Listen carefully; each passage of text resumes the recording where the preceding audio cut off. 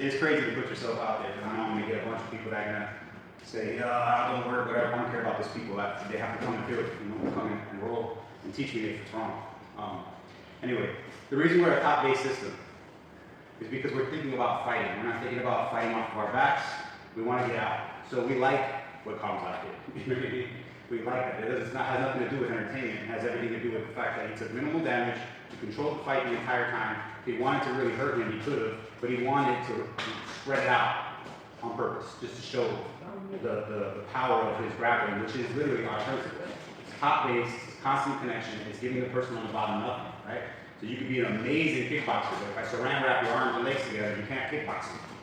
And that's why a lot of people are not understanding, because they don't train. They just want to see entertainment, they want to see blood, they want to see things break. And we just want to be safe, right? We're not competing. We just, by staying safe, we break people. Joe is an anomaly. He's a scientist, Master Joe, so to me, he is, after watching him now, and watching what Steve does with his work as well. So we stay with the top-based game because we think of it as fighting. We want to dominate the position. We want to be in a position where we're safe. We don't want to be on the bottom where we're subject to other people kicking us or hurting us, or a big person, being able to overcome us. And if we are on the bottom, we don't want to be there very long. So what's beautiful about our top game system, I believe, is that Joe basically mastered the guard for us to be able to be a top game system. The guard for a small person versus a big person. So you're talking about the mouse versus the cat, right? Or the knight versus the dragon. For us to be on top, we have to always be assured that we can be on top and stay on top. So our guard is not used to play guard. Our guard is not used to submit. Our guard is used to get out of guard and get on top. If a submission or a sweep and all that stuff is what it takes to do so, then so be it. But we have basic principles that make our guard fabulous and effective on all angles. And one of the most important ones, the ones that Joe shows the most, and that I'm going to try to attempt to show today the best I can, is the one that's going to keep you safe probably from 100% of people who don't train and like 90% of people who do train. So even high-level guys, they're going to have big problems if all you're doing are these basic principles, okay? And I'm going to talk about it the same way I talk about it to the kids. I'm not going to say it in Joe's principles of using your number ones, your twos, and your threes. It's a little conflicting.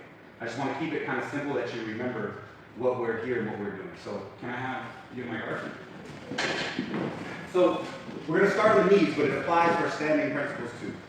Let's say I messed up a long time ago, and I didn't have my feet where I should have had, my knees on where I should have had, to my side where I should be, and be in a Vale Tudo position where I should be, where I can kick in, whatever, and get out. But this person has gotten to a point where they're almost chest to chest. This is the farthest we ever want to get, okay? I want us to work in a place where we only have hands, knees, feet, okay? No using our elbows, nothing. And we're thinking that he can headbutt me, he can punch me, he can elbow me, or he can crush me. Okay, getting his chest in my chest and start crushing me, okay? When that happens, we're late. There's answers to that. But it all takes us right back to this main technique and fundamental principle. Guys over there, if you could keep it down. Fundamental principle of guard. Number one, I do not ever want to be flat on my back. That's great for him. So remember that. If you're ever in the bottom, whether they're between your legs or you have a foot on or you got any kind of distance, if you're here, switch your hip, switch your shoulders, get to your side, get outside of the shoulder line. Immediately. Don't be here. And don't be here. And you can be here. This is fine. There's things for that. But for right now, just switch your hips, get outside the shoulder line. 1. 2. We're going to pretend that our knee is the actual shield of a knight. He's a dragon, I'm a knight. That's how I talk to the kids. If I have one knee on, I'm using my shield. One leg is off, this is my sword. My hands support my shield. Okay? Shield, shield. Always at arm's distance, always outside his barometer. Never under his head, either here or here. So if he comes and he follows me this way, then I switch and I go this way. Okay? Comes back this way, I switch, I go this way. Very important. Practice this. Okay? If I don't want him to come back this way, I raise my hips and I lock him out. Okay? And I get more to my side to be heavy. You see where he's already extended and where he's vulnerable. There's a lot of great, wonderful attacks. Arm bars, kimuras, arm comes over, Americana, arm lock, triangles. You can see them. If you're a trained fighter, you see them. I don't care if you're trained or not. Everything is here. But where we're always going to go for, the reason why I believe Joe shows this, is because we want to get out. We want to just finish somebody on the bottom, break their arm, and then still be a monster, keep trying to hit us. We're still on the bottom. We need to get up, we need to get out. So when I'm here, and I feel that he's coming to try to hit me, my knees can pinch and keep him back, my hands can keep some sort of distance. One hand can pull on his elbow while the other one turns him just a little bit. You see that? Wherever he turns, look, I move the opposite way. Look how much my hand just alone can do with my knees pinched. So if you're moving forward with some pressure, if you're trying to pass or MMA, well, he tries to hit me, I'm inside, he tries to hit me, I'm inside, he tries to headbutt me, away. Okay, just like a steering wheel, and I'm locked out, pinched. Once I feel it's time, and I turn, look at the space I make from my knee. Got his elbow, easy. This arm, even if he tries to hit me, I'm like, look, great. He's giving me the arm, okay? Comes over my head, stays here, doesn't matter. Look, I'm out, I'm already out. Look at the attacks. The one we're gonna always go for is your omoplata. I was talking about it, but I'm realizing now more than ever why it's important. The omoplata and everything in between is all the submissions and sweeps you can ask for, from scissor sweeps, float sweeps, balloon sweeps, arm bars, kimuras, wrist locks, all of them are in there. The only thing that gets you up and out and able to sit up and dominate your opponent is to go for the omoplata. If an error is made in between, the error is going to work for me. So I want to be all the way out. I don't want to be just, I'm out kind of to the side. This is great. This is awesome too. For strikes, for MMA, if it's just a one-on-one. I want to be all the way out. So when I get to my side, I'm going to pretend that my leg is the sword and I'm chopping this guy's shoulder off. That's the way I like to think about it. So I'm not going to turn to my side and start doing the things that people do here in figure four, because if he's strong, he's going to lift me up. It's going to be a whole lot of placement and movement. So come back. What I want is to get to my side, make the space for my knee, make sure he's away from me, and when I go, I'm going to go all the way to my side. You see me? To my side. All the way. Heavy legs. Head, look, I'm chopping his shoulder. My heel needs to be touching the mat, my hips lifting up into his shoulder. So at this point, when he tries to stand up, please stand up. Super difficult, and I haven't even pulled him over yet. Okay? Next, I don't want him to roll. So you can either go ahead and grab the heel here. A lot of people say don't do this, because he can omoplata you, but not if you got a good heavy base here.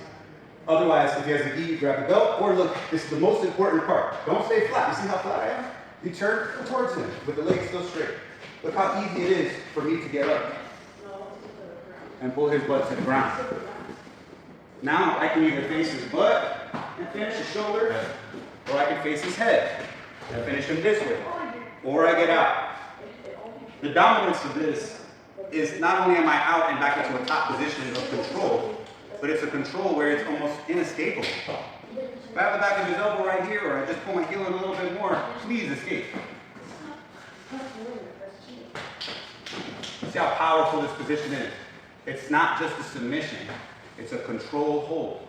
There are only very few control holds in all the 8 positions of Jiu-Jitsu where you have an inescapable position where someone cannot get out. Okay? There's very few. This is one of them. And this is why I believe Joe shows it so much and why we need to practice it. Because everything in between gives you everything you want for guard work, if you want to play guard. We don't want to. We want to get out. Here I'm out and I finish the fight. If I'm doing MMA, I'm hand fisting. If I'm doing Jiu-Jitsu, I'm giving him a hammerlock or a kimura up the back, or a wrist with a kimura up the back. Just with my body and my hands still free, okay? So, to review it, you know, and hey, there's gonna be a bunch of people that are gonna say, that doesn't work, or yada, yada, yada. This is coming from 60 years, man. I'm just trying to do what 60 years is given to me. Thankfully, that he's giving it to me. And I'm still not perfect at it, and nobody ever will be. But credit the 60 years on top of the hundreds that he studied before he would develop this system, and put it to practice and see if it works for yourself. It works great for me. People always tell me where you get, it's not mine, it's Joe's, okay? And I'm just trying to explain it simpler so that we can use it for street, sport, whatever you're doing, keep yourself out of being on the bottom. It's the most important part. Here are some of the advanced details. When I'm in guard and he's on the knees, and I have my extension, look how his head's already over my head. It's too close. So I'm going to wiggle a little bit. I need to get out. Number 2, I don't want him, if I'm engaging in a fight or I'm in playing sport, I don't want him to get up. So look, one leg's going to trap right behind his leg so he can't go back. The other one comes in the front and holds the arm. Now he can't go back, he can't go forward. He stands up, he knows he's going to get swept. He can feel it. You feel it? He's in balance. He's on top, but he's not in control. My shield is on, my sword is ready to go. All I need to know is that his head is going to be and stay on one side. How do I do that? I keep his head to one side, and I get it to my side. You end up here, your submissions are right here. Otherwise, you want to get out, heavy leg, turn your body towards him, put your knees together, sit up, grab the gi, sit over him, however way you want. Hold his hair if it's the street. If it's not the street and it's the gi, get under here, grab his gi, choke him while you arm lock him, okay? No gi, street, sport. This is your way out of the guard, and it helps you to practice every principle that's necessary of getting to the side, getting out, using the least amount of energy, making sure your head isn't over your head, that you're in the light, not in the darkness, using your ones, your twos, and your threes to defend, control, submit, and it gets you into a controlled position where you can submit anytime you want, okay? Now for the errors. Some people are really good or savvy, like Eric, he moves very well. When you're over 40 years old, you're going to be dealing with 21-year-old guys who can do amazing things. They're going to surprise you and get you. You're going to want to be able to move like that, and you can't. You got to turn your game into a control game, not a movement-based game. Please study this. It's been done before Gordon. Dixon does it. Joe does it. Gordon is speaking of it. Gordon does it. And it's a great example, by the way, for our time.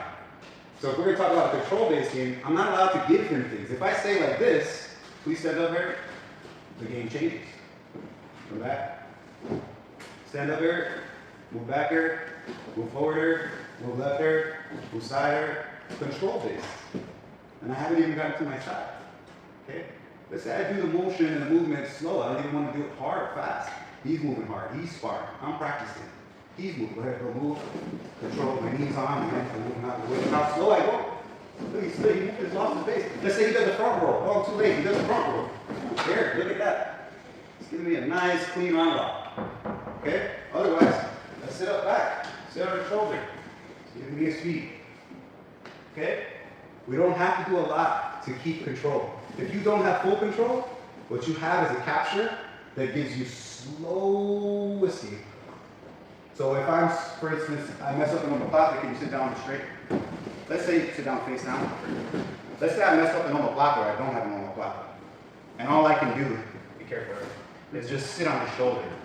He can escape, for sure. But escape, it's going to take him some time. Go ahead, escape. It's still going to take him some time.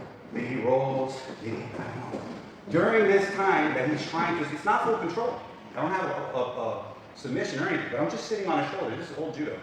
During this time of him trying to do his escape and movement, I have all the time in the world to find my submissions, okay? Or to allow. Go ahead, roll. Forward, yeah. I allow, go ahead. Go ahead. Yeah. Thank you. Because I know what's coming next.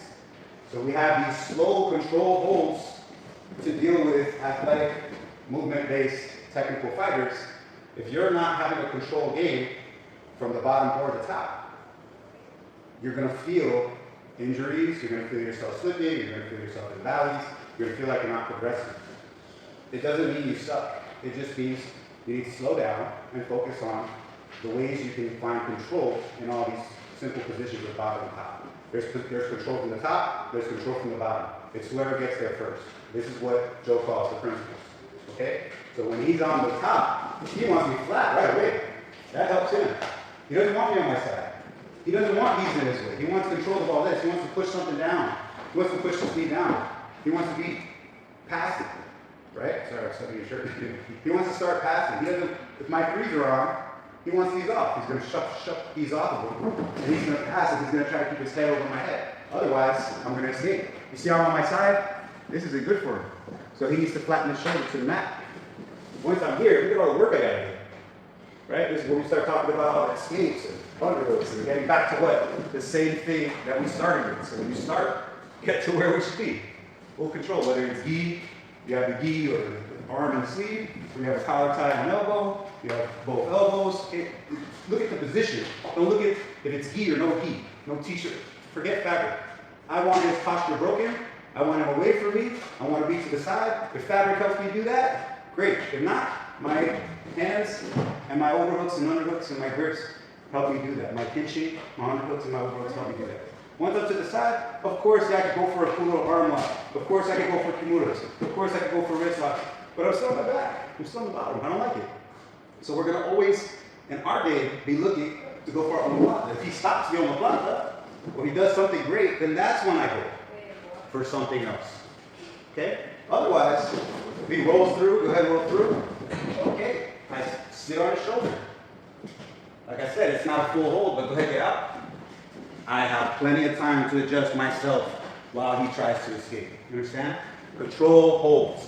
Use gravity, use your principles, move slow, and consider this technique that Joe has been showing for the last 25 years, and nobody's really understanding the power of what he's talking about. And now that I had Steve visit my professor, I'm able to see it so much clearer. So please take the gift, use it, and yeah, please, this is going to go online, right? So please leave a comment, subscribe, so we can keep giving free jiu-jitsu. And I hope that this was a very helpful class for you. Now we're going to go ahead and train until our brains fall out. Thank you.